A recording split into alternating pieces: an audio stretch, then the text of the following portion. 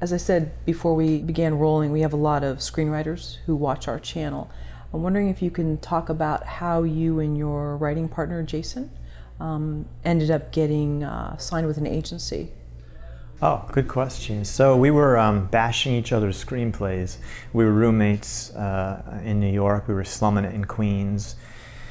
We were 23 years old, 24, and we were critiquing each other's scripts. And then we decided, why don't we just write one together? And we wrote this movie. It was called Sydney Hall, not The Vanishing of Sydney Hall at the time. And we were interested in this idea of how different we were when we were 18 and now we're 24, and we felt like, you know, we had changed a lot. Not necessarily matured, not necessarily a better person, and we wanted to write something that reflected that. So we wrote Sydney Hall. We wrote it in, I don't know, a half year or so. And we emailed it back and forth to each other.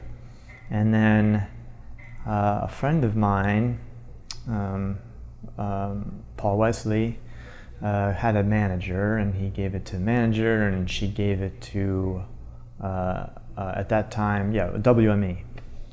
And WME, an agent over there, read it and really loved it and signed us. And that's really how it was. So I had an actor friend, essentially, who had a manager, and really it's Paul Wesley's fault that I'm in this industry because he did that.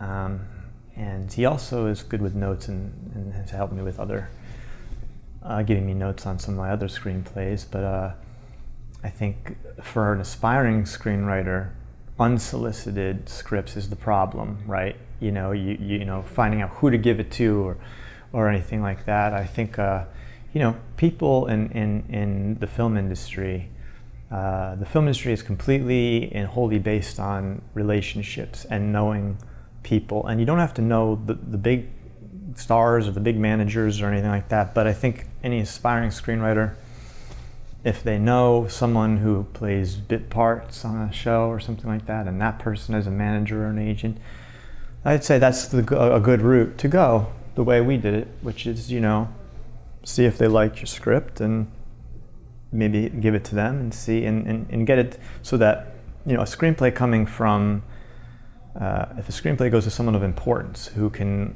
pay you to rewrite it or pay for it to be made or make it into a movie, and you know someone who knows someone that is friends with them, they'll read it if it comes from a friend, as opposed to if it's submitted just, you know, out of the blue from nowhere, you know.